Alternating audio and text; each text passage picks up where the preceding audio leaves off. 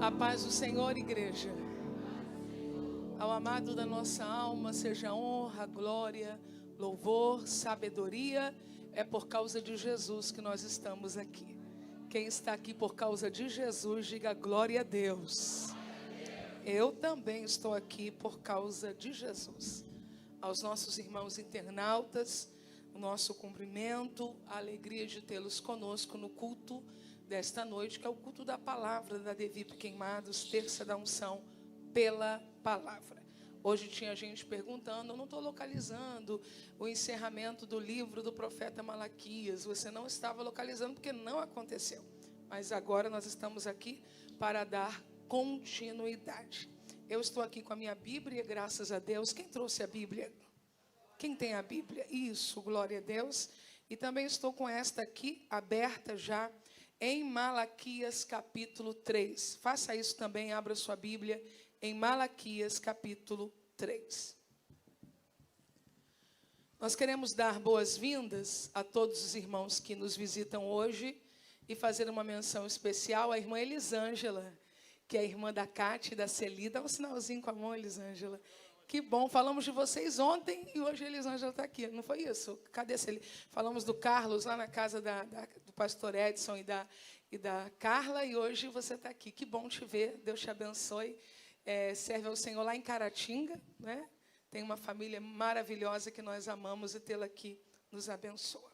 Malaquias capítulo 3, quem já encontrou, diga glória a Deus. Versículo 6. Porque eu, o Senhor, não mudo. Por isso vós, ó filhos de Jacó, não sois consumidos. Desde o dia de vossos pais vos desviastes dos meus estatutos e não os guardastes. Tornai-vos para mim e eu me tornarei para vós, diz o Senhor dos exércitos. Mas vós dizeis, em que havemos de tornar? Roubará o homem a Deus, todavia vós me roubais. E dizeis, em que te roubamos? Nos dízimos e nas ofertas. Com maldição sois amaldiçoados, porque a mim me roubais, sim, toda esta nação. Trazei todos os dízimos à casa do tesouro, para que haja mantimento na minha casa. E depois fazei prova de mim nisto, diz o Senhor dos exércitos. Se eu não vos abrir as janelas do céu e não derramar sobre vós uma bênção tal, até que não haja lugar suficiente para a recolher. Eu gostaria que você lesse isso agora comigo, nesta versão que eu estou utilizando. Então repita, diga assim, uma bênção tal. Até que não haja lugar suficiente para recolher, diz. Agora imagine a garagem da sua casa, quem tem garagem. Imagine agora a sala, quem tem sala de estar. Imagine agora a geladeira, quem tem geladeira. Imagine agora o fogão, quem tem fogão, o armário, quem tem armário. Imagine agora a cômoda, o armário, o closet, quem tem. Imaginou? Vai chegar um momento que você vai ter que doar o que vai sobreviver. Porque Deus não vai te dar para desperdiçar. Deus vai te dar para você distribuir.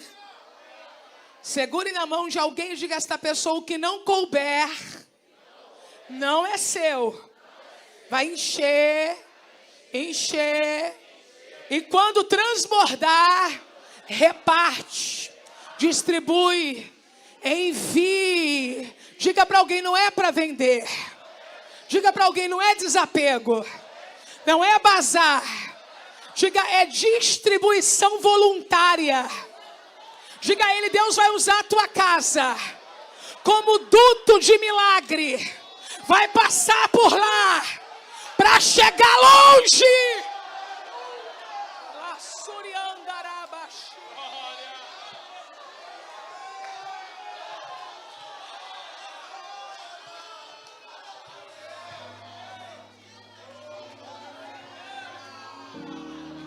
Faz desapego quem está na prova. Eu fiz na pandemia. Lembra, Lu? A Lu me comunicou uma necessidade. Eu disse, Lu, vou fazer para ajudar a pessoa. Ajudamos a primeira, ajudamos a segunda, e daqui a pouco quem estava sendo ajudado era eu. Pandemia, tudo fechado, não tinha nenhuma reserva financeira, eu tinha acabado de concluir o pagamento da nossa casa. Saiu desapego porque estava faltando. Agora, quando transbordar, não faça vergonha na internet, não. Aí não é trabalho, é entendeu? Você pode abrir um brechó. Abre o brechó, vai transbordar tanto que o brechó é brechó, mas a doação é doação. Olha! Aleluia, aleluia, aleluia. Quem for fazer negócio, vai fazer negócio, mas quem for doar, Deus vai fazer algo extraordinário na sua casa e na sua... Pode sentar em nome de Jesus.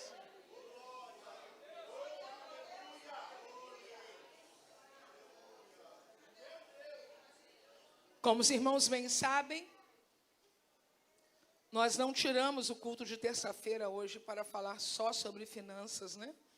Depois de termos ouvido uma palavra com a pastora Catiúcia tão poderosa, e agora nós voltamos a falar praticamente do mesmo assunto nessa introdução, você pode erroneamente concluir que esta igreja no culto de terça-feira só fala sobre finanças. Mas não é isso. Nós estamos lendo e aprendendo com o profeta Malaquias desde muito tempo, não é verdade? Já estamos aí há meses. E hoje nós chegamos no capítulo 3, no versículo 7. Porque o 6 nós já lemos e falamos sobre ele, mas ele voltou para a gente pegar o link de novo. Porque, na verdade, nós estamos lendo uma profecia que é um texto corrido, não é um texto fracionado.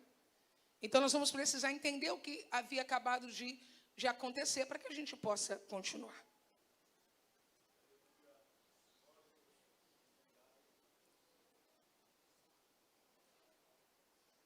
Eu, o Senhor, 6. Eu, Senhor, não mudo. Por isso vós, ó filhos de Jacó, filhos de... não sois consumidos. Último versículo antes de adentrarmos no tema em que Deus fará 3 requerimentos ao seu povo e ouvirá do seu povo 3 perguntas. Antes dessa sessão iniciar, o que vai ligar o início da profecia à continuidade da profecia é esta expressão que está nos projetores. Vamos juntos no 3. 1, 2, 3. Porque eu...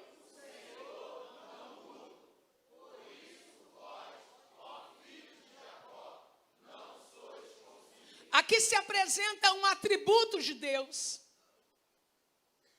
Um atributo incomunicável de Deus. O que é um atributo incomunicável, a grosso modo? Aquilo que Deus é, tem, e nós não somos nem temos. O que é um atributo comunicável de Deus? O que Deus tem ou é, e nós também podemos ter ou ser. Por exemplo, um atributo de Deus. Fidelidade. Você também pode ser fiel? Sim. Um atributo de Deus, amor. Você também pode amar? Sim. Isso são atributos comunicáveis. Agora, incomunicável. Presciência. Onipresença. E, entre outros, imutabilidade. Todas as pessoas mudam. Quem aqui mudou nos últimos anos e assume isso? Que bom, você não é Deus. O homem que quer divinizar-se, demoniza-se. Não tente ser Deus, você vira demônio. Aí começa a fazer coisa de anticristo, porque cismou que é Deus. Ao contrário disso, aquele que, sendo Deus, para comunicar-se conosco, humanizou-se. Tomou forma humana. Então, mudar faz parte. Reaprender, reconsiderar, refazer. Pensei que eu estava certo, mas estava errado. Aprendi. Isso faz parte da vida. Agora, Deus não aprendeu nada nos últimos anos. Deus não descobriu nada nas últimas horas. Deus não se tornou coisa alguma nos últimos meses, porque é atribuído a Ele esta capacidade de imutabilidade. Agora nós, no texto, somos o quê? No texto, hoje, no texto. Só para sermos confrontados pela palavra profética que antecedeu a vinda do Messias e que antecede a volta dele. Ele nos chama no texto de quê? Fale com vontade. Você sabe o que é ser filho de Jacó?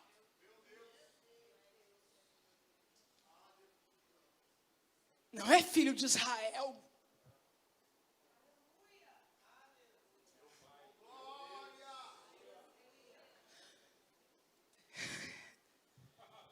Vocês são enganadores e trapaceiros. Mas eu não. Eu não engano. Eu não trapaceio. Eu não mudo. Eu não mudo e por isso vocês não são consumidos. Mas Deus consumiria todo ente? Não. Deus consumiria filhos de Jacó. Se Deus mudasse, trapaceiro seria consumido. Se Deus mudasse, enganador seria consumido. Se Deus mudasse, eu não estaria pregando aqui esta noite, porque na minha natureza adâmica e caída, sou filha de Jacó também. Mas por causa da imutabilidade dele, ele olha para a igreja e cumpre a palavra que diz: todos quanto receberam foram feitos filhos de Deus.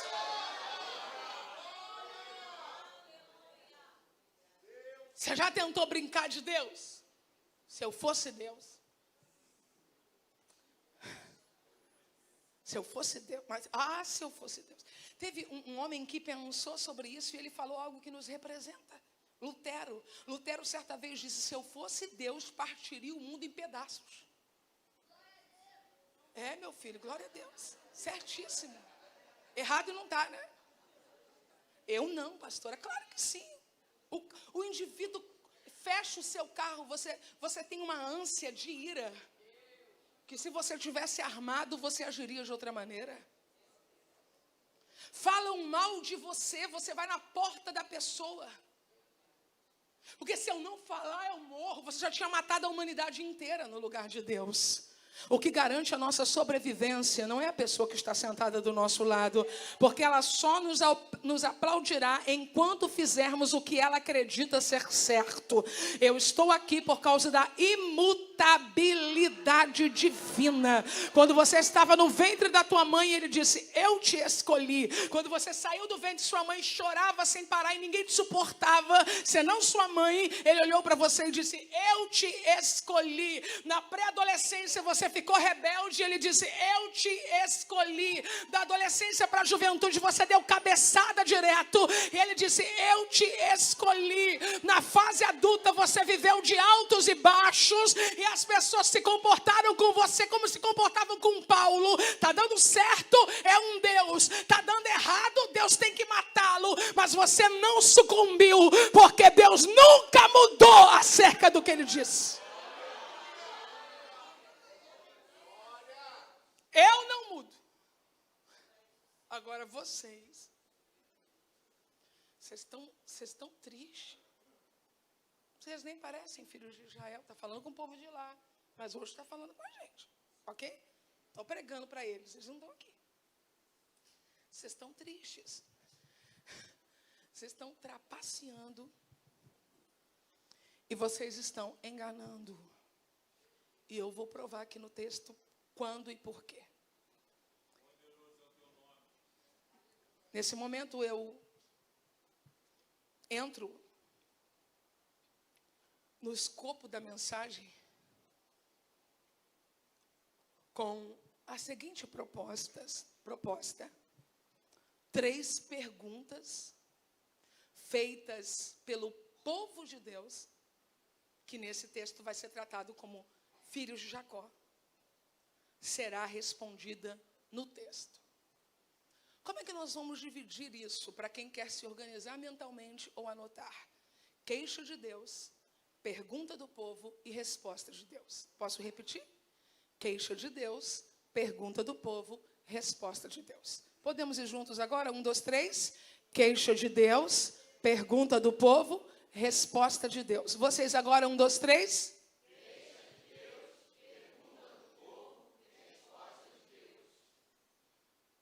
Queixa de Deus. Desde os dias de vossos pais, vos desviastes dos meus estatutos e não os guardastes. Primeira queixa de Deus. Deus não murmura, mas Deus se queixa. O que Deus está dizendo a eles é: toda a expressão da minha vontade está revelada na Torá. Eles não têm uma Bíblia completa como nós temos. Eles têm o Pentateuco, e quando Deus fala sobre estatuto e leis, Deus raramente está se referindo a algum texto profético ou de algum salmista. Deus está normalmente falando dos 5 primeiros livros da Bíblia. Deus está dizendo para aquelas pessoas: eu dei a vocês a revelação da minha vontade, e vocês se desviaram dela. O povo olha para Deus e faz a pergunta que algumas vezes nós fazemos diante de algumas mensagens proféticas, como se nós não estivéssemos entendendo o que Deus está dizendo. Ouviram o que Deus disse e responderam assim: em que havemos de tornar? Queixa de Deus. Desde os dias de vossos pais, vos desviastes dos meus estatutos e não guardastes. Eu dei a vocês uma lei, eu dei a vocês um caminho, eu dei a vocês um mandamento. Vocês saíram e abandonaram. Você vai perceber que são 2 coisas diferentes, são 2 verbos. Há quem se desvie e ainda lembre. E há quem se desvie e nem lembre. É um nível mais profundo de afastamento, de apostasia. O povo, quando ouve isso, olha para Deus e diz: mas em que havemos de tornar? Resposta de Deus: tornai-vos para mim.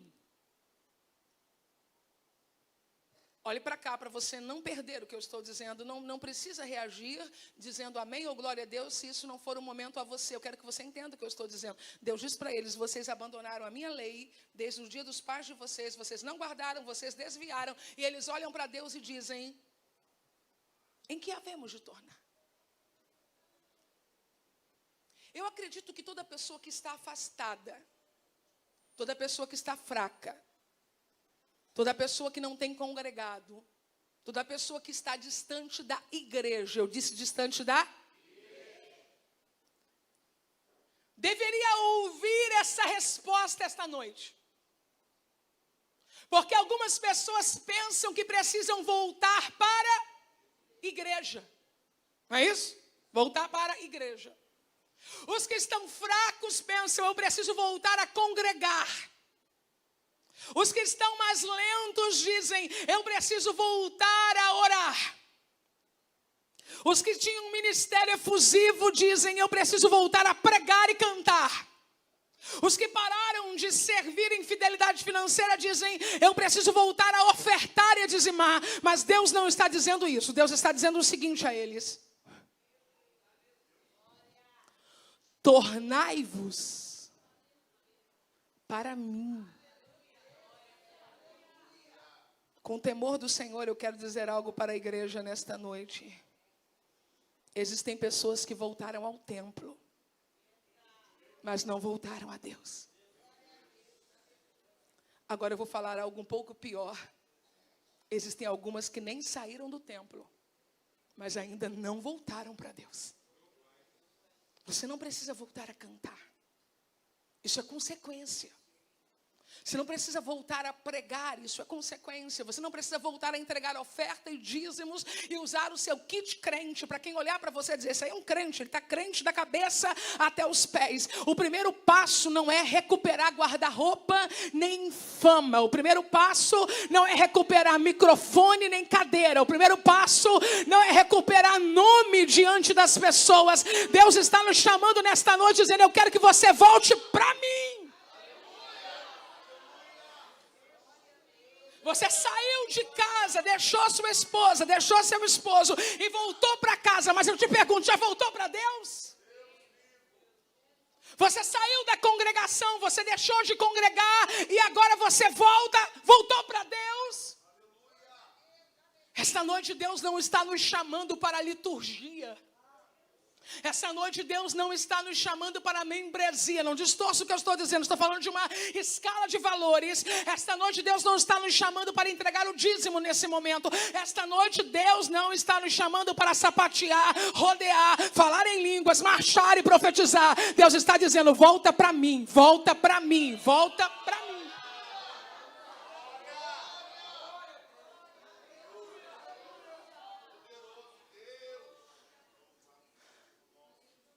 O menino da parábola que nós chamamos de parábola do filho pródigo. Ele olha para as alfarrobas, ele tem vontade de se alimentar com a comida que os porcos comiam, e a Bíblia está dizendo claramente que ninguém dava nada para ele. Então ele precisava de quê? Diga bem alto: comida. Ele estava com a roupa que ele usava para apacentar os porcos, então ele precisava de roupa. Diga: roupa.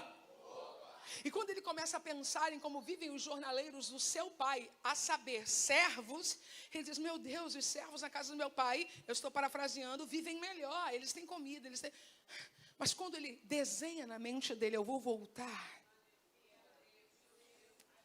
Oh Deus. Ele não pergunta: será que a minha cama ainda está lá? Será que a cozinheira que eu gostava ainda é serva de papai? Será que se eu for lá, meu pai me inclui na herança de novo que eu desperdicei? Não, a fala dele é: levantar-me-ei e voltarei para casa. Levantar-me-ei e voltarei para a diaconia da igreja. Levantar-me-ei e voltarei para o púlpito. Levantar-me-ei e vou colocar agendas abertas no Facebook. Levantar-me-ei e vou querer que a minha família me respeite de novo, porque eu sou crente. Para! Levantar-me-ei, irei ter com meu pai.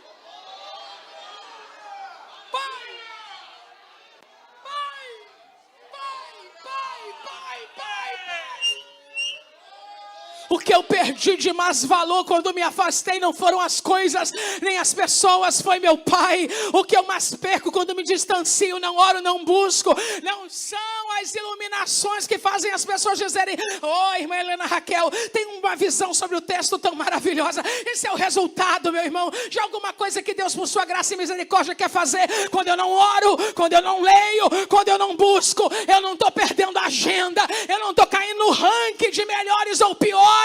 Eu estou perdendo a presença do meu pai.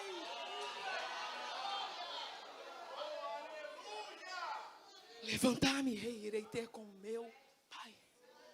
Vamos voltar para onde? Vocês vão voltar para mim.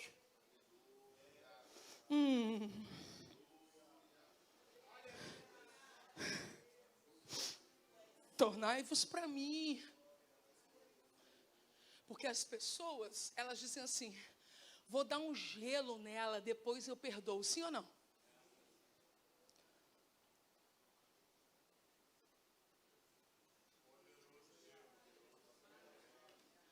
Eu vou pensar se ele merece outra chance, se ela merece outra chance. Agora ela vai ter que esperar quando eu quiser falar. Aí papai está dizendo assim esta noite. Tornai-vos para mim. E eu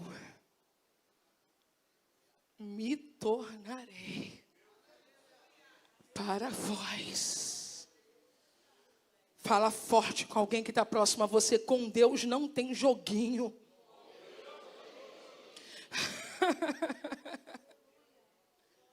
Lá na minha família falaria assim, com Deus não tem bico doce.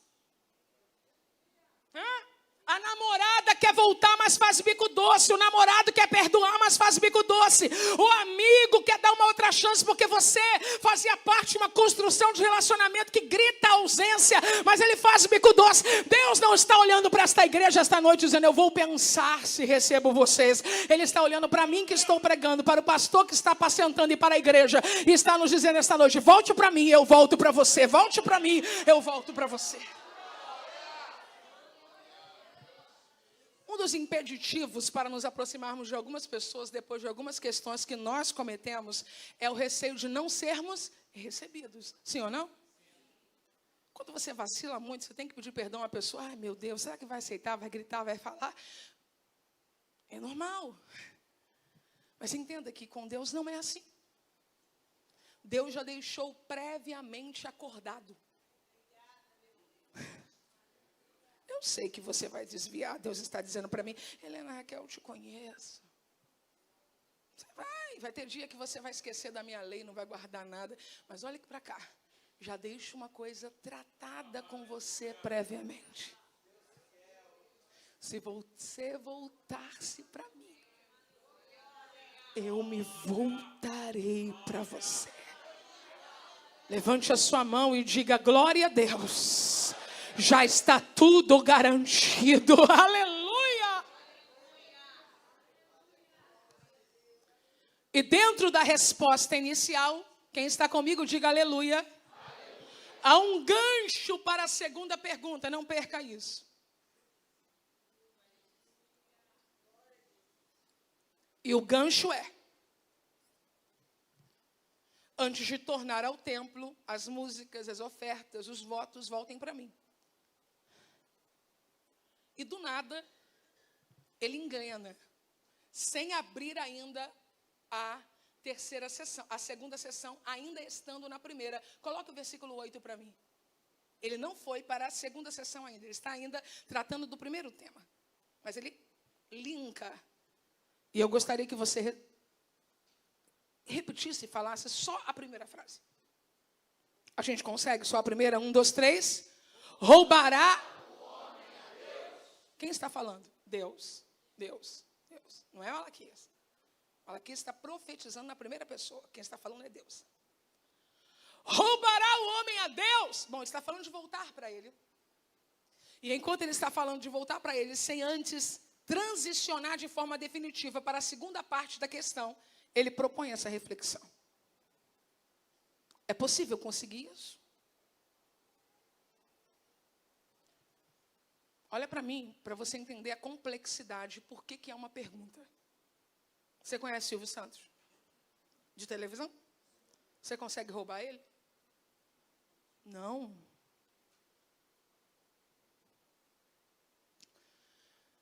Imagine um banqueiro muito rico.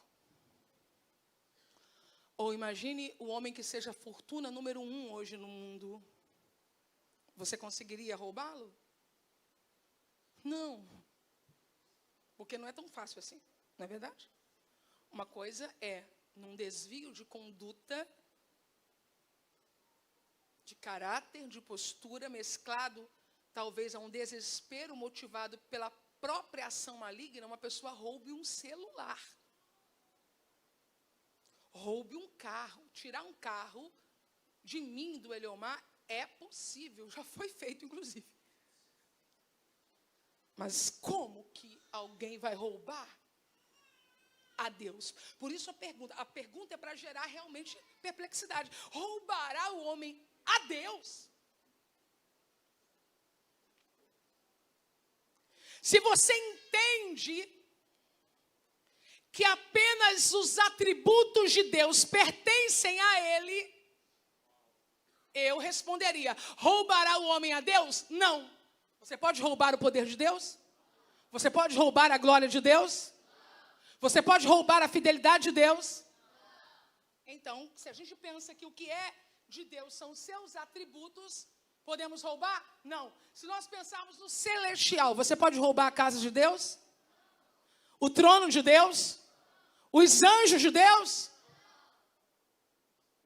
Agora olhe para mim, para você não perder. Porque a partir de hoje você vai pregar isso para quem não sabe.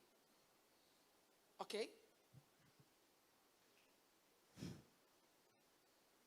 Se você entende que apenas os atributos ou as coisas espirituais pertencem a Deus, realmente não é possível roubá-lo.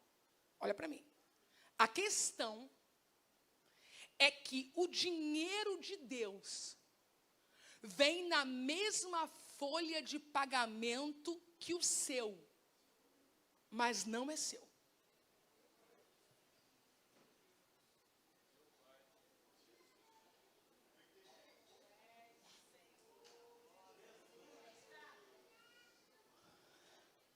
Hoje, uma plataforma que eu trabalho depositou meu mês de trabalho. Vou dizer até o valor, porque não tem problema você orar para ficar maior. 1.120. 1.120. Quando eu acessei a conta da empresa, a plataforma que aparece eu conheço, é a que tem que me pagar. Os CPFs que estão ligados ao CNPJ da empresa são do meu marido e o meu. Mas naquele pagamento não veio só o meu dinheiro. Naquele pagamento, o dinheiro de Deus veio junto com o meu. E a confiança de Deus é tão grande em mim que Ele não pediu para depositar o dele separado. A confiança dele é tão grande em mim que Ele autorizou a pagar o dele no meu CPF, mas não é meu.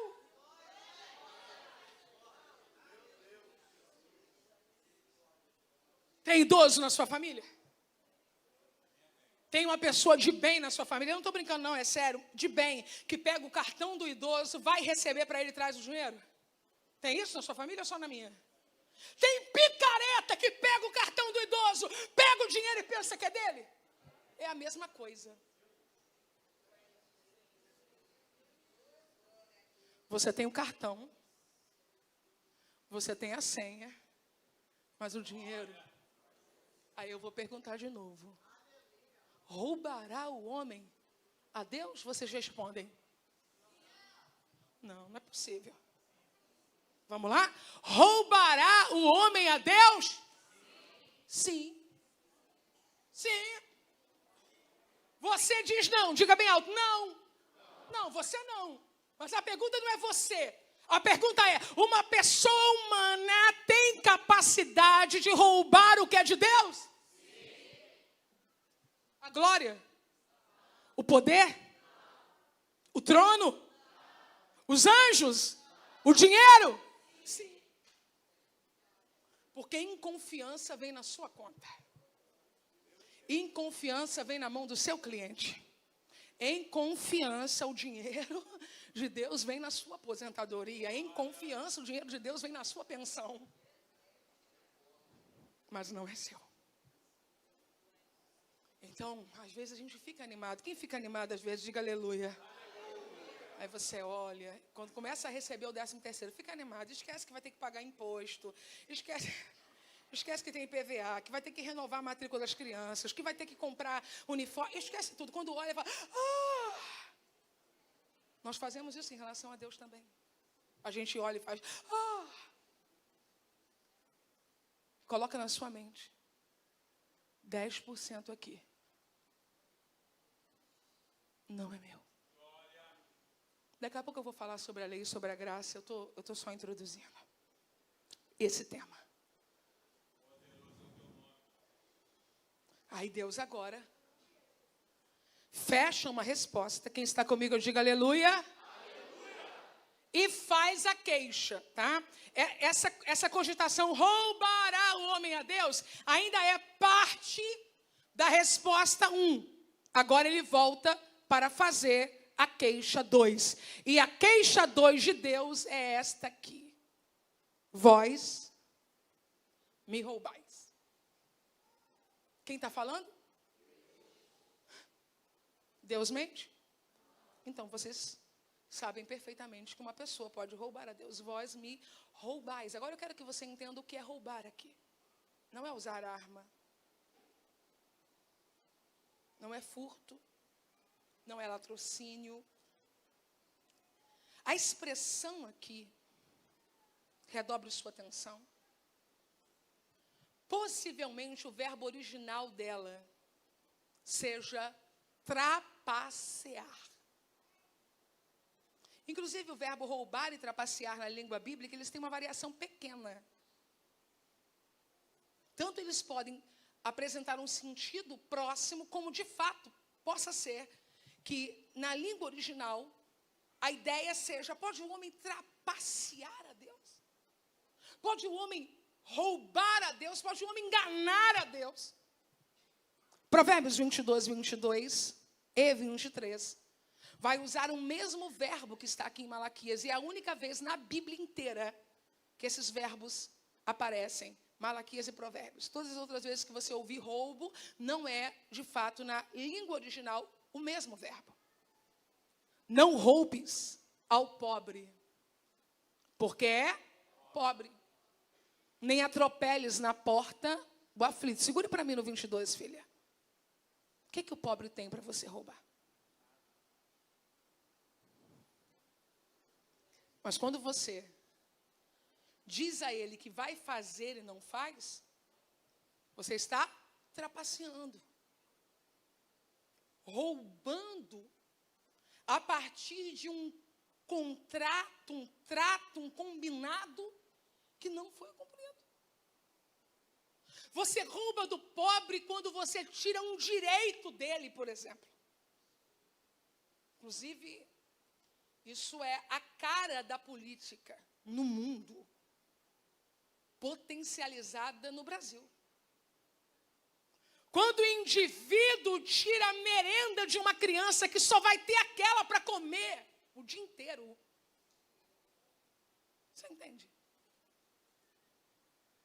Quando você tem uma sociedade investindo num hospital que tem um vínculo com uma entidade religiosa, mas o presidente dessa entidade religiosa rouba o hospital, não é o rico que vai ficar sem exame médico.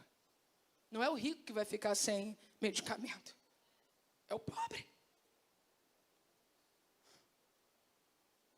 Nem atropeles na porta ao aflito. Não ignore a presença de alguém dando continuidade ao curso da sua vida, como se a necessidade do outro não representasse nada. É isso.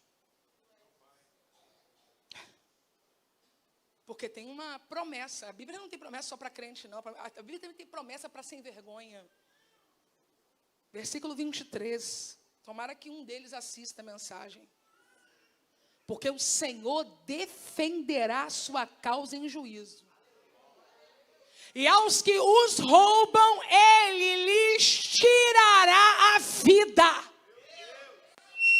Você está preocupado com quem está entrando, quem está saindo? Você está preocupado com quem diz que fica 30 anos, 40, 50, sendo direita, esquerda, fundo ou frente? Quando Deus olhar e falar, terminou, ou sai pela porta da frente ou sai no caixão, porque Deus é quem dá a vida e tira a vida. É Deus. Remia céu e cante-ia.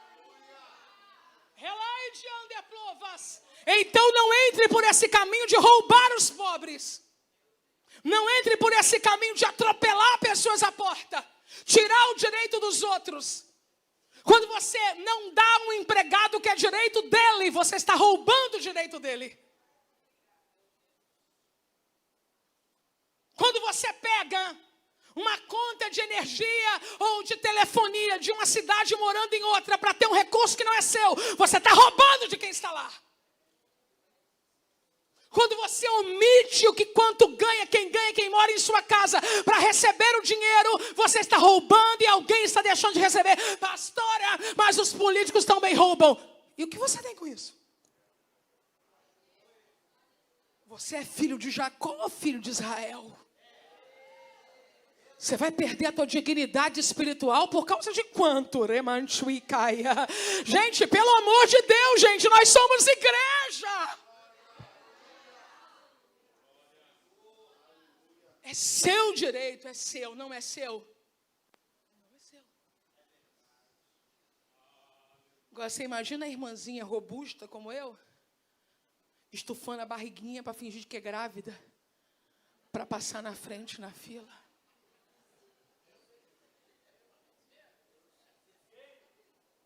Falou para mim. Falou para mim em 1915. Quando eu chego no banco, eu estufo mesmo. Olha que mentalidade. Por que um Brasil evangélico não muda em nada a moral e o caráter dessa nação? Porque não reflete nas contas, não reflete no lixo, não reflete no trânsito. Porque é um Brasil espiritualizado, não é um Brasil evangelizado. É Brasil de correntes que ainda não quebraram correntes. É Brasil de mesa de pedidos quando as contas não foram colocadas na mesa da verdade. Esse Brasil evangelicado, ele está espiritualizado, mas ele não está evangelizado. Porque quando um crente é evangelizado, em Samaria precisou de poucos para mudar a realidade de uma cidade inteira. Levante sua mão no poder do Espírito Santo, nesta primeira terça-feira do ano, nessa santa convocação. Levante sua mão e diga em nome de Jesus: eu serei igreja evangelizada, evangelizadora, que vai mudar a rota da cidade.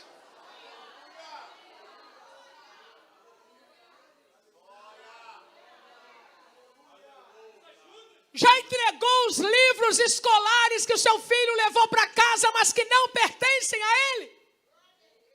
Não entregou. Porque eu não estou jogando palavra ao vento. Eu trabalho direto com a presença do Espírito Santo. Eu não sou louca de vir aqui falar sem ele. Não entregou, não. Por isso que ele está mandando eu falar. Não entregou, não. Agora você estava relapsa. A pastora estava desligada, por isso que Deus te trouxe. Eu entendo, a gente desliga, a gente não desliga. Já chega em casa na marcha hoje, cata tudo que não é dele. Livro da biblioteca. Gente, vocês não têm juízo, não? Começa a mostrar para o teu filho o que é ser crente.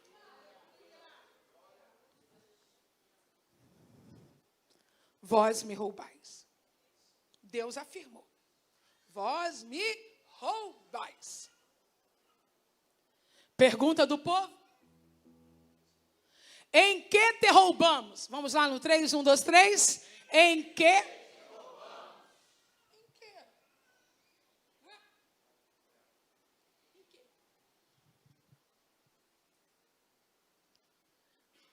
Esse texto. Você me dá uma água agora, Dani? Que antes eu pedi aqui um SOS. Nesse texto, não há subjetividade. Eu até entendo que alguns textos da Bíblia, eles nos deixam com uma dificuldade maior, vê se vocês me entendem, em compreender se Deus está falando de forma literal ou figurada. Não é verdade? O sangue de Abel. O sangue de Abel. Gente, é muita má vontade com o texto não entender o que Deus está dizendo.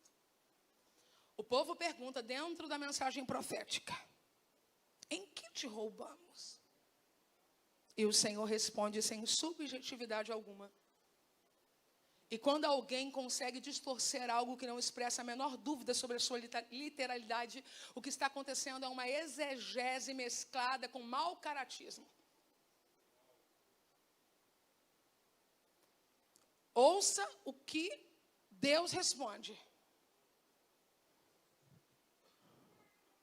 Nos dízimos e nas ofertas. Deus não poderia dizer no culto. Deus não podia dizer na adoração. Deus não poderia dizer no sacrifício. Caberia uma margem, sim ou não? Mas adorar eu posso adorar cantando, sim ou não? Adorar eu posso adorar aplaudindo. Não há sombra de dúvida. Deus responde, vocês me roubam nos dízimos e nas ofertas. Se arrume aí no banco. Você escorregou, se ajeite. Para a gente continuar aqui.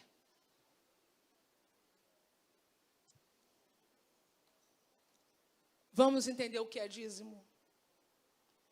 Eu já disse que é para você, depois que você aprender, você ajudar outras pessoas. Porque o conhecimento é para isso. Amém, igreja?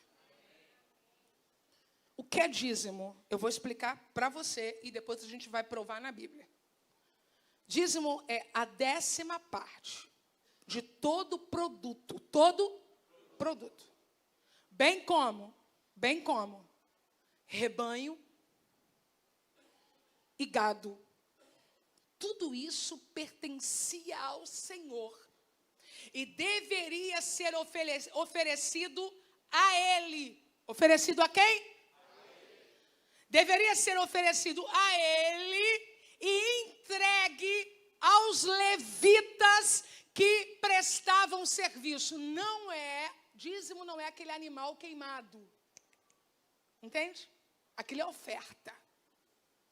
Dízimo é a 10ª parte dos produtos, da colheita, do gado, do rebanho. E chega a hora de entrega aquele indivíduo, chamado de levita na sua condição, não de cantor, mas de servo do tabernáculo, do templo, entrega a ele, porque ele é alguém que presta serviços, e por isso o salário dele combinado com Deus,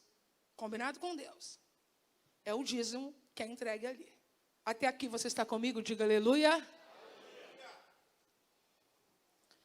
Diga assim, dízimo é a 10ª parte de todo produto, rebanho e gado. Aí o pastor da internet. O legalista xingando a gente. Quando é legalista, xingando a gente. O legalista, o manipulador é a gente, entendeu? Ele diz que você tem que entregar o dízimo. Leva então vaca para ele.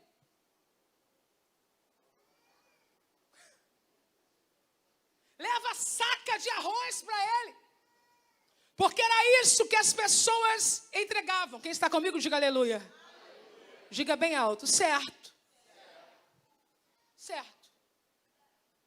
Se Deus der uma fazenda para o presbítero Misael,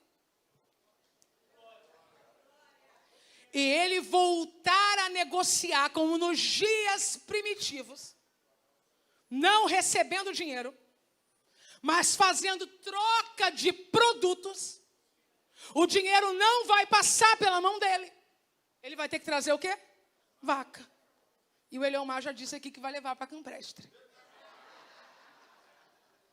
Agora eu vou perguntar uma coisa para você, assim, direito nesse banco, para você parar de ouvir gente que não tem o que falar e ficar calado. Abra a tua boca e reaja. Olhe para mim. Você recebe em vaca? Você recebe em saca de arroz? É muita má vontade. Eles não querem aprender. É avarento, é mentiroso, não quer aprender. Isso, a vaca está lá. Ou no mínimo, é um engraçadinho que quer ganhar popularidade. Eu acho tão engraçado, é muito engraçado. Quando o cara detona o dízimo e depois fala assim, mas você tem que ajudar a sustentar a sua igreja. Viva sem nada, bonitão. A pretensão é ver se liberando os 10 entra 20. Quer ser mais justo do que Deus? Deus não sabe a medida das coisas. Se você receber arroz, traga arroz. Se você receber alface, traga alface. Agora, se você recebe dinheiro, você tem que trazer o quê? Dinheiro. Coloca para mim, Levítico, por favor, capítulo 27. Versículo 30 e 32, porque os irmãos vão pregar essa mensagem na família deles. Só não pode ser na hora do almoço, para não engasgar ninguém passar mal. Não quero contenda. Jesus disse que veio trazer espada, deve ser isso aí. Levítico 27, 30. Vamos ler todos juntos? 1, 2, 3. Também...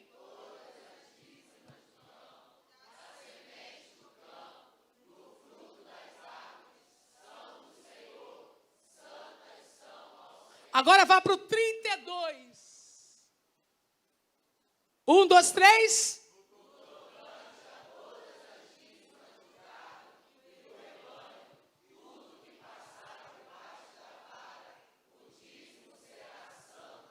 Diga, tudo que passar debaixo da vara. Me ajude a pregar, olhe para o irmão simpático, porque quem não é simpático, pregação de dízimo piora tudo. Vira para um simpático e diga assim para ele, entrou na tua mão, passou pela tua vara, passou pela tua autoridade, o dízimo é do Senhor.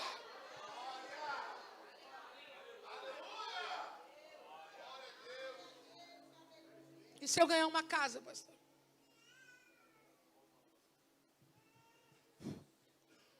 Se você tiver problemas com isso, ora para não ganhar. Deus, estou muito confuso. Não quero ganhar. Se você ganhar uma casa, é só uma sugestão, tá? Quanto vale a casa? 300 mil. Anote assim, 30 mil.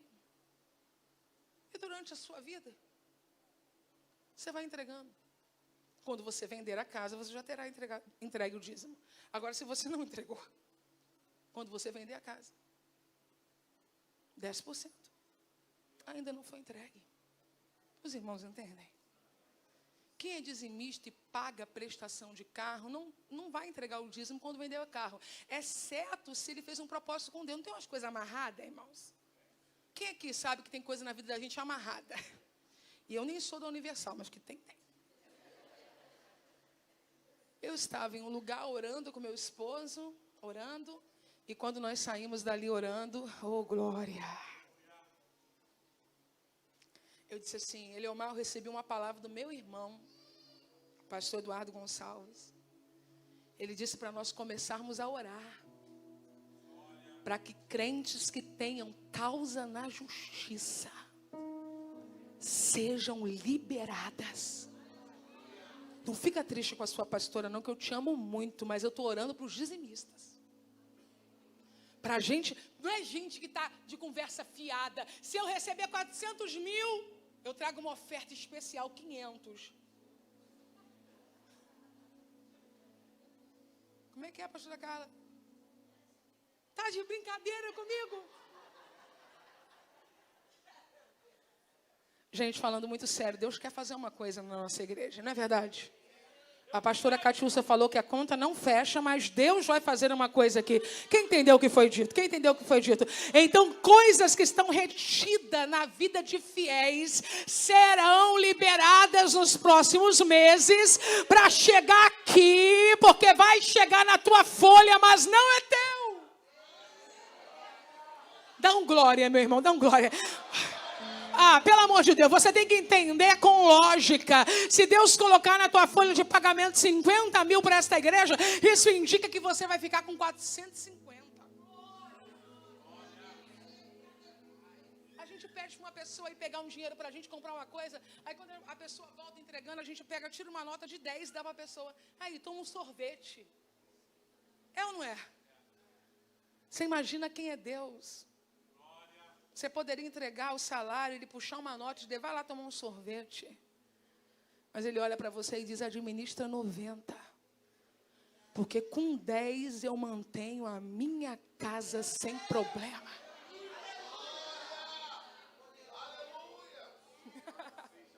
Se você ganhasse 10% do que você ganha, você conseguiria manter a sua casa? Mas nós conseguimos na força do Senhor. Porque Ele disse que 10% basta. Não precisa apertar ninguém, não precisa inventar ideia, ver anjo voando, pedindo 30, porque ele diz que com 10 não vai faltar mantimento na casa dele.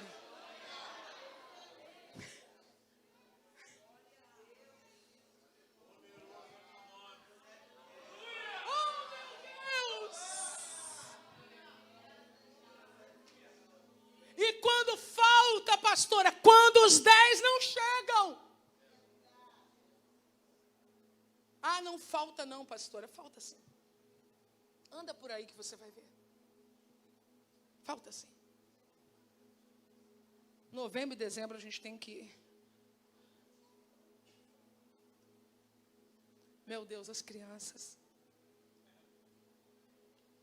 Sinceramente, eu não consigo pensar nem na campestre, nem nos irmãos que trabalham, nem no meu marido, nada. Eu só fico pensando nas crianças. Eu falo, Jesus. Pastora Celi, segunda-feira, manda primeiro das crianças, sim ou não? Desesperada quando ela mandou a conta. Celi, só para eu saber por onde eu começo a orar, me manda aí o que está faltando. Quando eu vi, não, então, segunda, começa pelas crianças da África.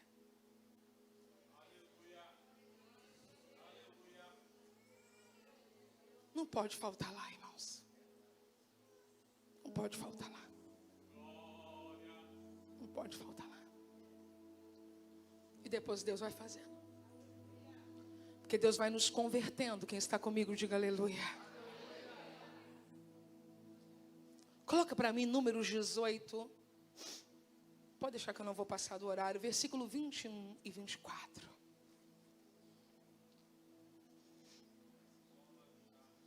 Números 18, do 21 ao... 21 e 24. Só os homens podem ler o 21. 1, 2, 3.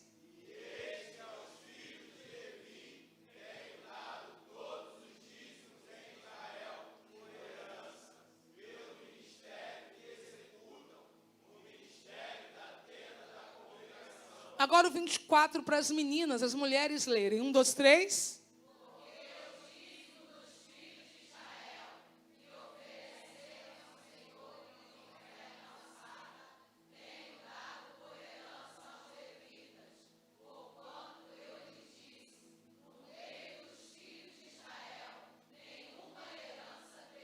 Deus tratou algo com os levitas. Se você concorda, é isso. Se você não concorda, é isso também. Por favor, não entenda pastor ali. Contexto ali é de pessoas que estão trabalhando de forma exclusiva no templo, no tabernáculo, não necessariamente só o pastor. Mas a ideia era, vocês não vão receber herdade. Na divisão que se fez entre o conselho tribal,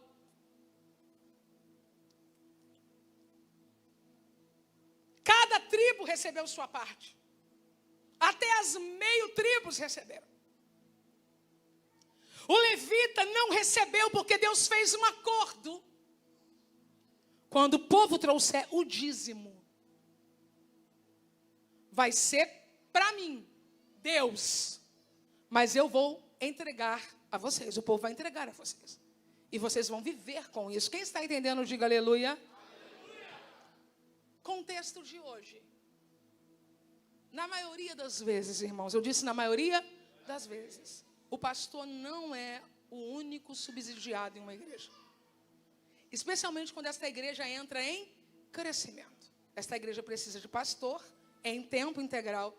Esta igreja precisa de músicos em tempo integral. É um projeto, é um desejo, é um sonho. Esta igreja precisa de zelador em tempo integral. Sim ou não? Essa igreja precisa de administradores em tempo integral. Porque se um administrador aqui ficar trancado numa empresa e nós não conseguirmos trabalhar durante o dia, eu nem consigo imaginar o que seria.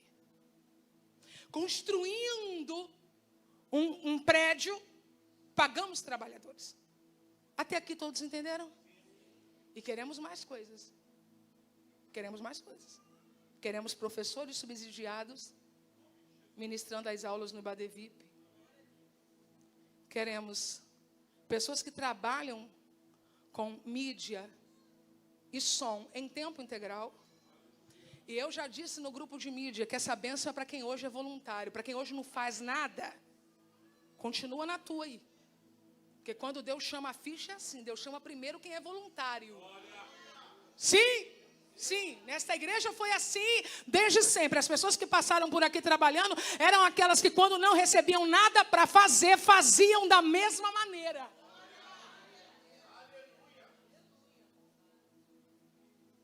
Deixa eu parar aqui, porque os outros crentes não tem nada a ver com isso. Então, hoje, os dízimos, nós ainda usamos para coisas diversas. Banco, sim ou não? Energia, internet, carro da igreja, não é o nosso. Carro da igreja, combustível para o carro da igreja. Por quê? Se no passado era entregue todo só para o levita. Por que a igreja precisou fazer diferente? A igreja precisou fazer diferente numa visão administrativa. As ofertas nos dias que nós vivemos não suprem as demandas que uma igreja tem.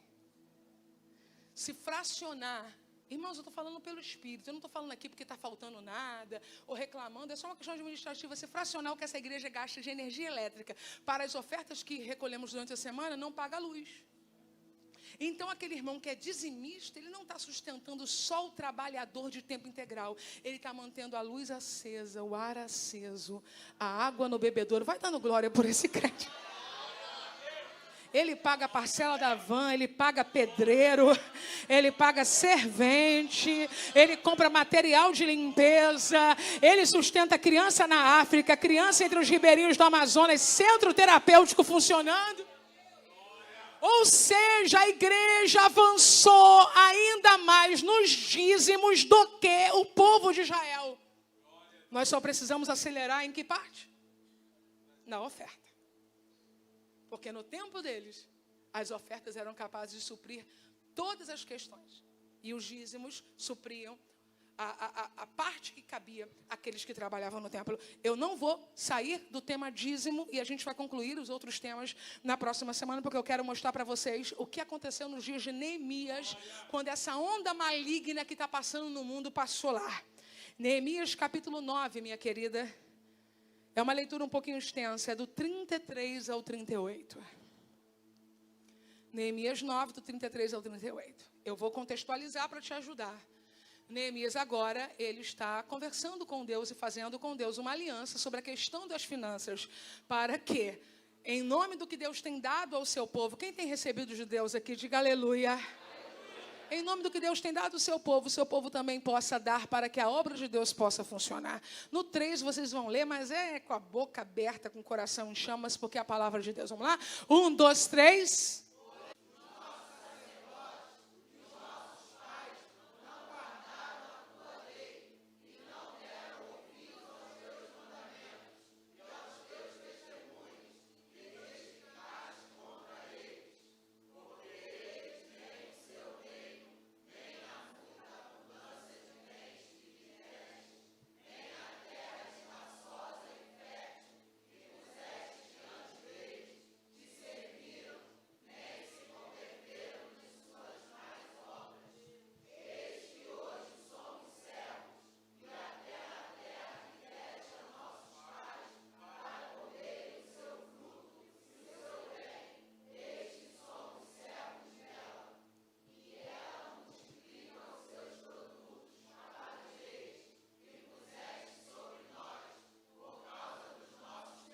E conforme a sua vontade, dominam sobre os nossos corpos e sobre o nosso gado.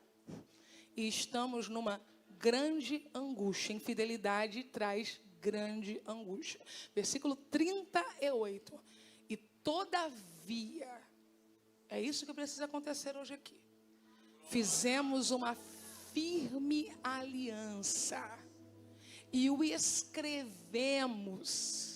E selaram nos nossos príncipes, os nossos levitas e os nossos sacerdotes. O que Neemias está dizendo é: isso vai mudar. Levante a sua mão mais alto que você puder e declare isso. Isso vai mudar. 1, 2, 3. Coloca para mim Neemias 10, do 32 ao 39. também sobre nós, pusemos preceitos, impondo-nos cada ano a terça parte de um ciclo para o ministério da casa do nosso Deus. A gente tomou vergonha. Segue. Para os pães da proposição, para a contínua oferta de alimento, para o contínuo holocausto nos sábados. Olha para que serve dízimos e ofertas. Tá? Nesse contexto, ofertas das luas novas, para as festas solenes. Eu não oferto porque a igreja faz muita festa, você está desviado. Das festas solenes, para as coisas sagradas. Eu não estou aqui para comprar o microfone, você vai gritar aqui na frente sem microfone. Para as coisas sagradas e para os sacrifícios pelo pecado, para a expiação de Israel e para o que, igreja? Toda a obra da casa do nosso Deus. Coloca para mim o 34, porque é a Devip que vai ler. Vamos lá, 1, 2, 3. Também lançamos sorte entre os sacerdotes, levitas e o povo, acerca da oferta da lenha, que se havia de trazer à casa do nosso Deus, segundo as casas de nossos pais, a tempo determinado, de ano em ano, para se queimar sobre o altar do Senhor, nosso Deus, como está escrito na... Diga para a pessoa que está do seu lado: havia sorteio entre as famílias para patrocinarem coisas específicas. Então, quando aparece na escala que o almoço dia tal é da fulana, que a cantina do dia tal é do ciclano, que a oferta que vai ser entregue numa festa, que vai ser feita em uma barraca, um movimento, é da família tal. Ninguém aqui está imitando kardecista, ninguém aqui está imitando budista. Nós estamos olhando para o povo que Deus separou e entendendo que quando famílias servem, Deus abençoa. Eu quero conhecer um crente que ficou pobre dando cantina. Eu quero conhecer um crente que ficou endividado comprando almoço de igreja. Eu quero conhecer um crente que faliu porque dava oferta. Oh, meu irmão. Cutuca alguém e fala para ele assim: torça para chegar a sua hora.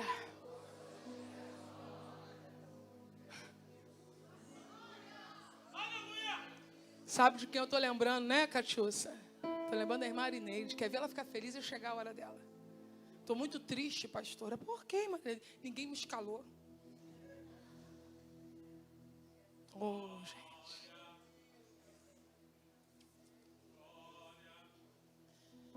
Estou magoado, esqueceram de mim. É, irmão, não entro nessa escala para falar. E para ofertar, você não quer entrar não na escala?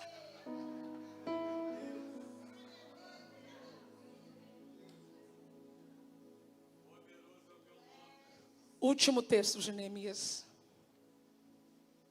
Neemias 13.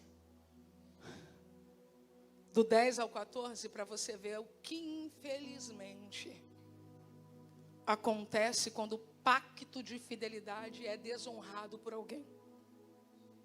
Também entendi que os quinhões dos levitas não se lidavam. De maneira que os levitas e os cantores que faziam a obra, meu Deus, gente, tinham fugido. Ó, ministrar sobre um povo avarento, é isso que acontece. Ó. Tinham fugido, cada um para a sua terra. Então contendi com os magistrados e disse: por que se desamparou a casa de Deus? Porém eu os ajuntei. Oh, gente. Eu quero entregar uma palavra para a igreja do Senhor Jesus, que vai acessar esse vídeo depois, que está agora online com a gente. Deus vai trazer gente boa de volta para o altar, que saiu do altar porque a sua família estava quase perecendo. Deus vai trazer gente de boa, gente de bem, para o serviço do templo, que infelizmente precisou declinar do propósito original, quando viu a sua casa em necessidade. Deus vai colocar sobre aquele que quer uma unção poderosa, como esteve sobre Neemias. Nós não somos os avarentos que impedem ministérios de prosperar. Nós não somos aqueles que impedimos o levita de servir. Porém eu, disse Neemias, os ajuntei e os restaurei no seu posto. Só os crentes da Devip agora, só quem é crente nessa igreja, levante a mão e diga: Deus, pode mandar para cá. Nós queremos cuidar deles, nós queremos abençoar eles.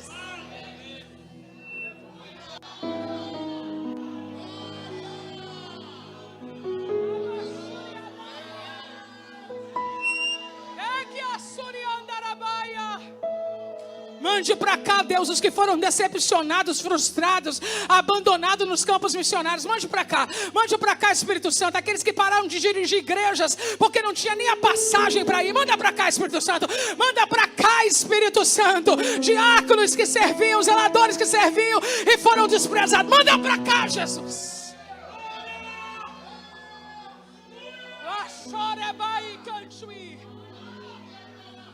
Quando Deus enviar um Elias no teu portão, Ele já colocou a provisão na tua cozinha. Eu não estou doida não, a pastora está chamando necessitado, a gente já está apertado. Você não entende que quando Elias chega no portão, é porque Deus já mandou a provisão na cozinha.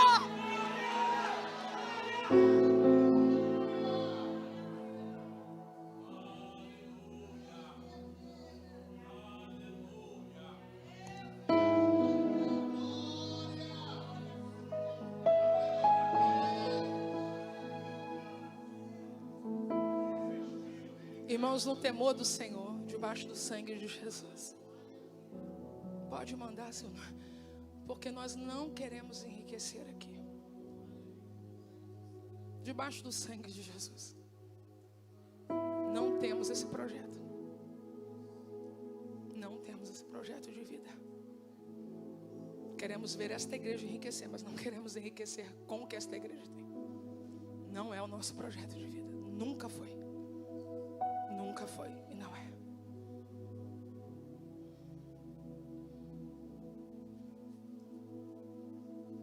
Quando não couber, o que eu disse bem no início? Quando não couber, é porque não é nosso. Se começar a fazer assim,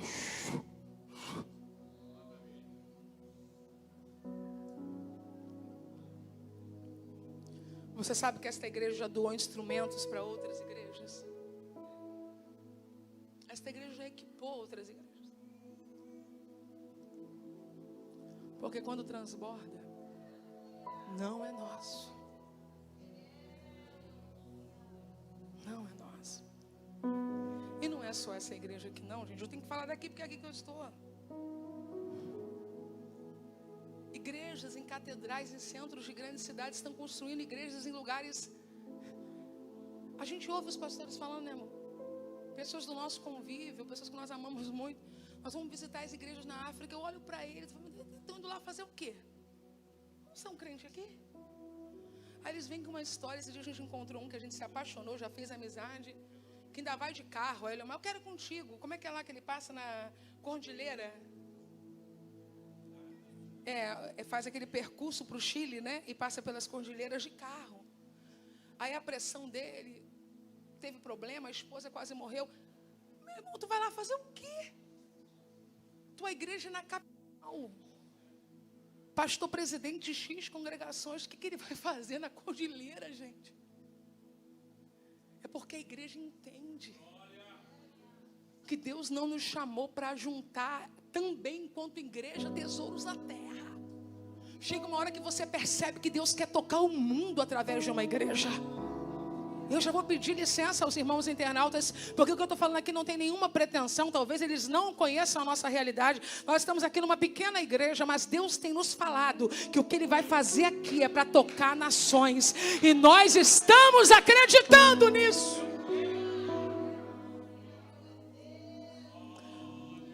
Coloca para mim o 12, filha.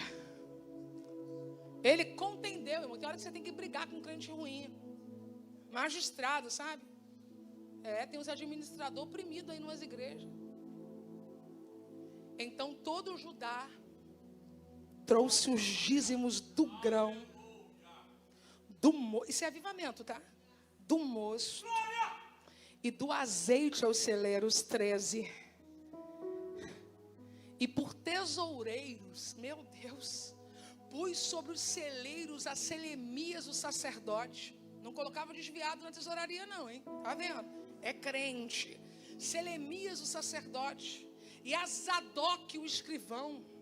E a Pedaías dentre os levitas. E com eles Aná, filho de Zacuro, filho de Matanias, para ter tanto tesoureiro assim, porque era muito dinheiro. Porque foram achados.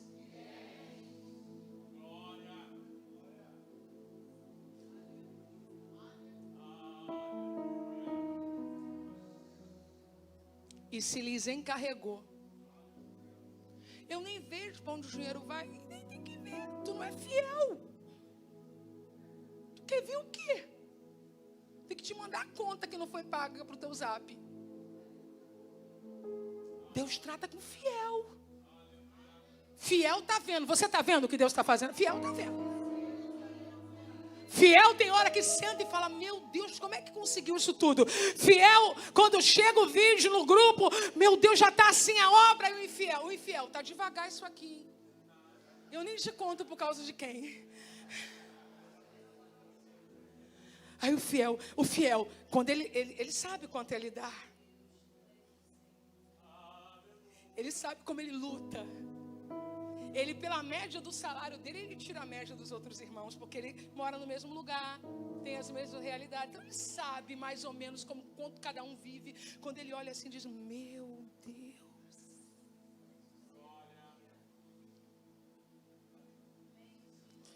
E se lhes encarregou a eles a distribuição para os seus irmãos. 14, é o último para a gente terminar. Por isto. Você pode falar um por isto? Deus meu, lembra-te de mim. Você pode pedir para Deus lembrar. Você pode orar, olha para mim, pai e mãe. Você pode orar dizendo assim, Deus, eu estou preocupado, porque daqui a 50 anos eu não vou estar mais aqui.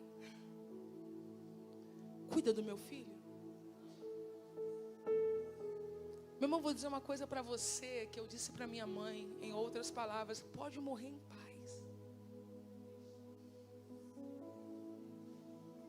Eu estou procurando um filho de crente fiel que Deus abandonou.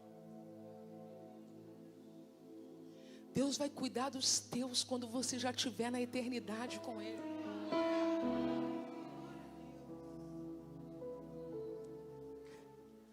Lembra-te de mim. E não risques as beneficências que eu fiz, sem falsa modéstia. Eu fiz a casa de meu Deus e as suas observâncias. Fique de pé, no nome de Jesus.